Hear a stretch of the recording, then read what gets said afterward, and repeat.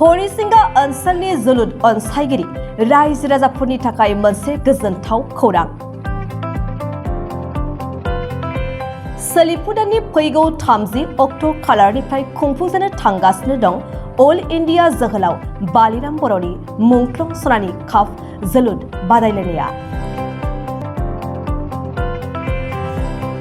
थांनाय गोलाव समनिफ्रायनो अदालगुरि जिल्ला हरिसिंगा ओनसोलनि बयजोंबो मिथिजानाय रबि कछारी मिनि स्टेडियामाव राव धोरोम हारि गाब राजखान्थियारि बासिनाय गैयालासेनो ओनसोलनि रायजो राजाफोरनि जथायै मददथिजों हरिसिंगा दख'रा दुलाराय बर' फरायसा आफाद आरो हरिसिंगा रिजनेल स्पर्ट्स एस'सिएशननि बानजायनायाव गाजा गोमजायै खुंफुंबोबाय थानाय अल इन्डिया जोहोलाव बालिराम बर' सनानि काप जोलुर बादायलायनाया फैयै फैयै देग्लाय 24 बोसोराव आगान होफैबाय।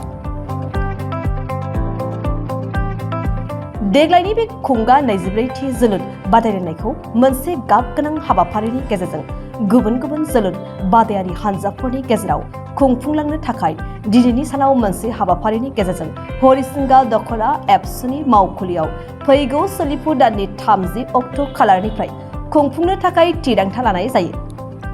हाबाफारियाव सानसुमै मेलेमजिबि रायजो राजाफोरजों लोगोसे बिटिआरनि लेङाइ गाहाय मावफुं सोद्रोमा गबिन्द बसुमतारिया बाहागो लाफैनायखौ नुनो मोननाय जायो।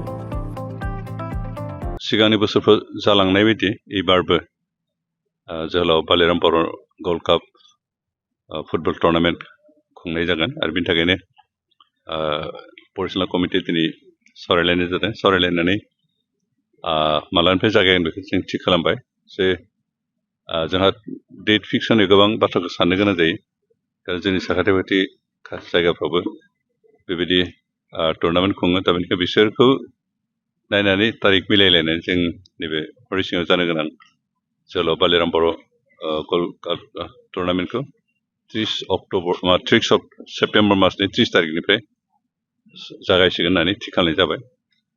आरो दा टिम बबेखौ लिंहरगोन बेखौ डिसकासन खालामगासिनो दं। खिन्थु जों एबार खुब सम्भब समनि थाखायनो गामाखालि बोसोराव जों 10टा टिम लिंहरदोंबाबो एबार 8टा टिमल'सो लिंहरनो गोनां बिदि हायसिगोन। नङाबा जोंहा समफ्रा क्लेश जायो। जोंनि नैबे बालिराम बर' गल्ड कापनि उनाव जाय इउ एन ब्रह्म गल्ड काप जाहैगोन उदालगुरियाव, आरो बेनिखायनो गासैबो तारिख मिलायनानै जों अन्तत रावजोंबो जाहाथे क्लेश जाया बेनिखाय तारिख मिलायनानै जों 8टा क्लाब लिंहरनानै खेलाव बाहागो लाहोनाय खोथाखौ डिसिसन लाबाय। स्टार्ट जागोन जोंहा माबानि नैबे मासनि सेप्तेम्बर मासनि 30 तारिखनिफ्राय जागोन आरो जों फाइनालखौ टेन्टेटिभलि 8 तारिखखौ फोजोबहैनो अक्ट'बरनि 8 तारिख फोजोबहैनायनि मोनसे तारिखखौ मालाबा गेजेरसो माबाफोर हेरफेर जायोबा हयथ' सानसे साननै लस जानो हागौ, खिन्थु दा जों 8 तारिखआवनो फोजोबहैनायनि खोथाखौ थि खालामनाय जाबाय। फैयै देग्लाय जिथु 24 बोसोराव आगान होबाय, जिथु रुफाथि मेथाइ खुंजानो थांगासिनो दङ, बे बिथिङाव मा बुङो? ओरैनो एबार जिहेतु 24थि खेब टुर्नामेन्ट जागोन आरो बेबायदि हिसाबै जों सिलभार जुबिलि बिदि मोनसे खेला खुंनांगौ बेखौ जों सावरायलायगोन। आरो सिलभार जुबिलि हिसाबै स्पेसियेल मोनसे माबा खालामनाय मा धरনের प्रग्राम खालामनो हायो बेखौ जों डिटेल्स सावरायबावनाय सम जोंहा आखायाव दंबावो। बेखौ सावरायनानै थि खालामगोन।